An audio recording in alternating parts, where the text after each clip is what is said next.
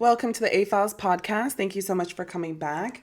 Right, what a week it has been. Okay, so it's December 18th. The Epstein files will be dropping tomorrow. Pam Bondi and the DOJ and Kash Patel and all those idiots, they will, hopefully, I'm not sure, but the goal is that they will release the files finally. And as you know, we've been covering this from top to bottom. The victims and survivors need justice, and the DOJ needs to provide that justice, not them. The fact that the survivors and the victims feel like they need to come out and tell their own story when it's literally right there with the DOJ is sickening. And we all know it's because Trump is in the files. Trump's in the files. Trump and his little goons are all up in the files, and he's trying to run cover for them, and it's horrific. It is absolutely horrific, and he's doing a really shitty job, but I expect nothing less from this horrific president. He's an absolute disaster. Him and his whole administration, and as you guys heard, right, Dan Bongino, he's out. The second in command to Kash Patel. Yeah, so that's Kash Patel's little podcast buddy. The second in command, he quit yesterday. He's literally, his last days in January with Marjorie Taylor Greene. Everyone is quitting. Kash Patel is next. I don't know if you saw that horrific email. I'm using the word horrific a lot lately because it just sums up Kash Patel to a T. When he went with his girlfriend, Alexis, the country singer, whoever, when he went and did that interview saying, we hardly spend time with each other. It's long distance. I've been to her concert like 3 times. We see each other like every other month. That sounds like a lot to me. That sounds like a lot. You are using that private jet, our tax money, a shit ton to go see your girlfriend to get laid. Let's be honest. It's literally so he can get laid because he can't get anything because he's a disaster. He's a walking mess. I cannot stand Kash Patel. I think he's doing a horrific, again, there we are with the horrific. I'll promise that's my last one. But he's doing a horrible job with the Brown University and finding the the shooters at Brown University. They are screwing this up. Anything Kash Patel touches is screwed up. Have you noticed I cannot figure out an FBI case that is currently active that Kash Patel's on the case for. Does that make sense? Like, I don't know what he's working on because he's too busy flying on our jet. I'm saying our jet because it's taxpayers' money to go get laid by his country singer girlfriend in a whole different state. Now, if they're such private citizens, why aren't they using the private money? Kash Patel gets paid for his job, by the way, by us. Almost $200,000, apparently. And he has money on the side from podcasting, etc. Alexis Wilkins, if she's this country star, she should be making money. Why can't she use her own money and fly JetBlue? So I don't really understand what is going on there. But you all know, listen, I can't stand Kash Patel. I will always be covering him because he is an absolute disaster. And when he leaves the White House or when he quits or gets fired or whatever, they hang him out to dry, he's going to be ridiculed. He is going to be the most hated person in America. Okay, that was my rant about Kash Patel because I'm getting really sick and tired of all of this administration trying to gaslight us into thinking everything's okay when it's not. And then to top it all off, right, the week so far, it's only Wednesday at this point, we have our orange-faced ass president on our screen spreading nothing but lies, trying to gaslight the public and the American people into thinking that inflation's going down, into thinking that the jobs are going up, into thinking all of this stuff that's just not true. It's really dangerous, the rhetoric he's spreading right now. Nobody has a job. People can't pay for healthcare. The GOP, the Republicans, Mike Johnson's house, they completely messed up healthcare. They ran off because they don't want to vote on healthcare and that the Epstein files are getting released tomorrow and it's bad. Every single American needs healthcare regardless of your tax bracket, right? Period. But the issue is there's a large amount of Americans that have really bad health conditions and they need certain sort of care. And now they can't have that because their health premiums are going up. And Americans are literally saying, oh, okay, I'm just not going to have health care anymore next year. They're opting out of health care. And they won't pass the Affordable Care Act. Everyone is screwed, all because of a handful of stupid men and a few women. I'm really actually pissed. The senators, especially, the ones from Maine and all that. You're so just, I cannot. The so-called moderate GOPs, there's no such thing. Anyways, so then Trump just gets on, and it's on everybody's TV because he took over everyone's TV. And presidents don't normally do that. And when I say taking over the TV, it means his broadcast of his speech went everywhere. He interrupted all the shows. Apparently Survivor's final was on CBS and they rack in like 5 million and all of that was canceled. Trump's face just like takes over the screen. That's a jump scare if I've ever heard one. I would be terrified if I saw Trump's face popping up on my screen. I'm trying to be in Survivor. It's Survivor too, so it's all types of critters and animals and just horrific things like Trump. Anyways, well, yeah, so he came on, he lied, he did his normal rhetoric. He's saying that, oh, millions of dollars, or trillions and trillions of dollars have come in because of tariffs. Just so you guys know, only 200 billion have come in for tariffs, by the way, which that doesn't equate how much has been taken out, right? So we've only seen 200 billion-ish return on tariffs, not trillions at all. But we've obviously seen more being taken out of our pockets. So we definitely feel that.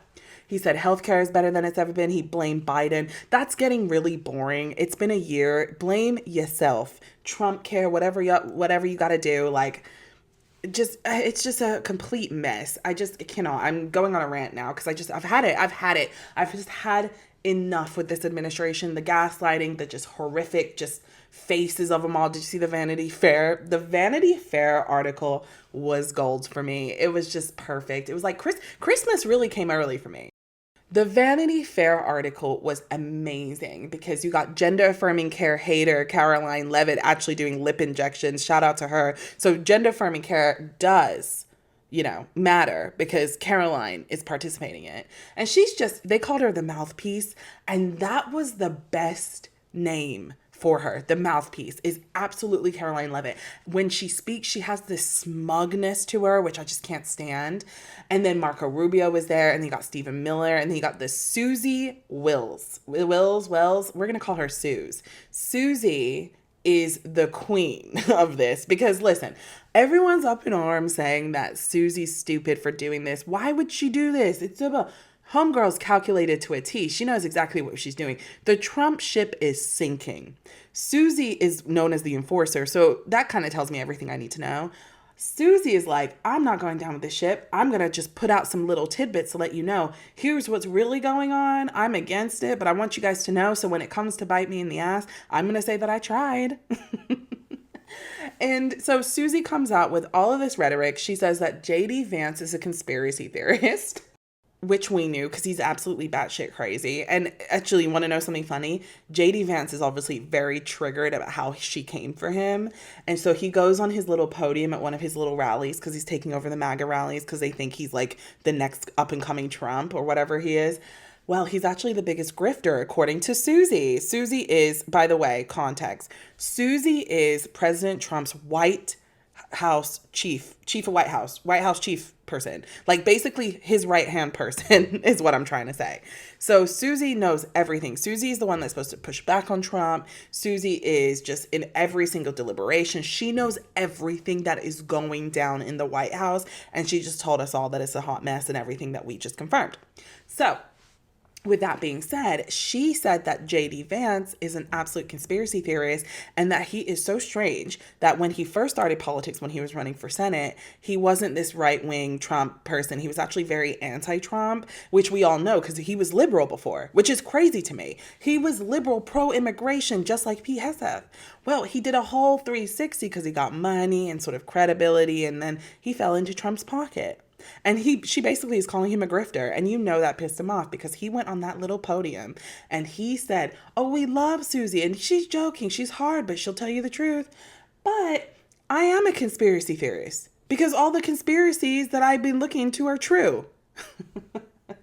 Yes, that makes him batshit crazy. He believes the conspiracies are true. That is a conspiracy theorist, right? Like when I was first starting the podcast, I was saying, wow, I sound like a conspiracy theorist when I'm reporting on what Trump's doing, what Kash Patel's doing, because it doesn't sound real, right? But no, Trump, J.D. Vance, they are the real conspiracy theorists and they believe it. They believe it all and they believe they're right. And that is a true conspiracy theorist. Did that make any sense? I just ruffled that, but I just had to get off my chest. And then she came, like the Vanity Fair, basically, she called Trump an alcoholic personality and then basically said he doesn't know how to say no. He doesn't know how to take no. No is never a thing for him. He can reach the stars. He believes he can do anything, which is something that we're watching it play out right now. What else did she say? She came for everybody. She came for Pam Bondi, and she said that Pam Bondi handled the Epstein files horrifically and that there was no client list on her desk. Doesn't know why she's lying. And she also did admit that she believes the Trump administration and Pam Bondi and the DOJ did not think the Epstein files and denying the Epstein files would blow up in their face like it is now, which makes sense because we've been saying that they keep digging themselves a hole. We're watching that hole in real time. It's insane. She went on about Marco Rubio. Actually, I think she kind of praised Marco Rubio in a weird way. I think he might be one of her favorites. So good on you, Marco. You might make it. You might actually make it. So yeah, here's some of Susie's greatest hits in the Vanity Fair article. She said that Trump has an alcoholic personality. We talked about that. She said he's a she goes, quote, high functioning alcoholics or alcoholics in general and their personalities are exaggerated when they drink. So here's some more of Susie's greatest hits. So she said the conspiracy theories about JD Vance, how Pam Bondi completely butchered the Epstein files. She said about RFK Jr. that he pushes the envelope and some would say too far. Remember Tylenol? He said that Tylenol causes, what is it called? He said that Tylenol causes autism, then they rolled that back. That's a very dangerous thing to say. You can't just say a drug causes autism, you idiots. I can't. Just one thing about Marco, I know I said that she sung praises of him, in their MAGA way. She did say that Marco Rubio is not the sort of person that would violate his principles, which is a load of shit because he absolutely violated by joining this administration, not coming out with the truth. Marco Rubio, maybe I'll do something on Marco because Marco has been around for decades. This man has been in politics for years and he has just been a walking mess. Yeah. Okay, and about Elon Musk. She said he's an avowed ketamine user. He sleeps in a sleeping bag in the EOB, which is the executive office building, in the daytime. He's an odd duck, as I think geniuses are. And he's no rational person could think the U.S. aid process was a good one. Nobody. Oh, yeah, I remember that. Okay, so basically he's saying that he's weird. She's saying Elon is weird. And that's absolutely true. We can all tell you that. Elon just seems very strange. And the odd duck about geniuses is funny. I don't like the word genius. I think that is too much of a positive word to describe these people. I don't know how do we swap? Because he is intelligent, obviously. Tesla, SpaceX, it's not, you can never deny that. But to call him a genius is a bit far. I just want to say this quote about Trump and the files because I really want to call this out. And she said, Trump is in the file. And we know he's in the file. And he's not in the file doing anything awful. He was on Epstein's plane. He's on the manifest. There were, this sort of young single whatever. I know it's passé word, but sort of young single playboys together. She said that Epstein and Trump were young single playboys together. Let's do the math. So Trump is almost 80 years old. Epstein and this whole sex trafficking ring, from what we report, is at least 30 years old. 80, so you got minus 10, 70, 60, 50. So this man was old as hell at least 50 years old.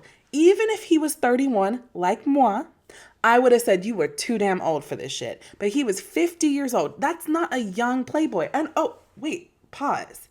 Wasn't he married? Even if it wasn't Melania, well, he was definitely married to Melania while he was participating with the Epstein sex trafficking ring. But he had multiple wives before, remember? Because his kids are old as hell. His kids are older than the files. That is vile. So there's that. So yeah, I mean, she really went in and the pictures are horrific. I'll try to put some, I know I said horrific. Yeah, maybe that's the word of the year. But the pictures are a disaster, but they're genius. I mean, you got Marco looking down at the floor, just small as hell. You got Caroline Levitt face just right there in your face, just letting you know she's a big ass mouthpiece. You've got, what else? You've got Stephen Miller looking creepy, just straight creepy. He's a freak, that one. He's a freak.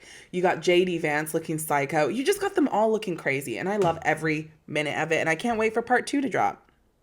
Another thing I want to talk about is more Epstein photos were released. I did quickly look through them. I don't know if you guys heard of that Lolita book. I don't know much about it. But I remember, this is so random, but Bradley Cooper, back in the day, there was a paparazzi photo of him and like his girlfriend at the time, reading that book in France. Look it up. I know that's so random how I know it, but I remember that being a really weird thing back in the day when someone explained what Lolita was, and I was like, ugh. It's basically this really creepy book about grooming, power, consent, and a young woman with an older man. And I'm talking about minor. Do you know what I'm saying? Like, it is just very strange book. I've not read it. Obviously, I would never read it. I'm just kind of reading a synopsis from Google. But there are pictures with Epstein with quotes from that Lolita book on the bodies of young girls. There were more pictures of Bill Gates. Bill Gates is in a lot of the photos. At least I know we've only seen like I would say a couple hundred at this point. He's in quite a few of those. It's really gross. It's really gross. There were more pictures of Steve Bannon in Epstein's office. You know, in my last video, we talked about that, about the creepy pictures on the desk. It's just different angles of Epstein's desk. Bill Gates in a couple of the photos, he's next to two women whose faces are blurred out. So don't know who they are, but he's smiling. Yeah, Bill Gates needs to testify. I think that's the number one person I want to testify right now, just because the pictures lately have shown a lot of him. I do also want to say Susie, the White House chief, whoever, Susie did say that Bill Clinton never attended the island. He's just been on the plane. So I thought that was really interesting. However, I don't care because, like I told you guys last time, things were happening on that plane too. I'm reading Virginia Giuffre's novel. I'm reading it. Things happened on that plane. So Bill Gates, Bill Clinton, everyone beginning with Bill Williams, whoever, you need to come testify in public. I'm tired of this closed door shit. We need to know. We are now involved. Just bizarre. Just the Epstein photos are just so bizarre. There are also more photos of the island, so what that looked like. It was so secluded. Those girls were very secluded. For real. Tomorrow, the Epstein files, when they get released, I can't wait. I'm going to really focus and read through the files and report back. Honestly, I'm going to do multiple videos on them because we need to get this out as much as possible.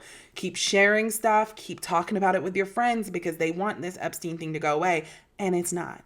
All right, well, that's all I have for this episode. Once again, we're going to see what happens. We're going to wait for the Epstein files to drop tomorrow. Yeah, Pam Bondi's running scared. The Epstein files are due tomorrow, and we'll be waiting. We will be waiting. I'm not going to let this stop. On this podcast, we're not going to stop talking about this administration. I'm sorry. I've dedicated now this whole podcast to politics. That wasn't the case. But the way this administration is gaslighting us, pulling a fast one over our eyes, wool over our eyes, whatever the freaking saying is, I've just had enough of it. I've had enough of it, and we're done. All right. Thank you for listening. I'll be back with more.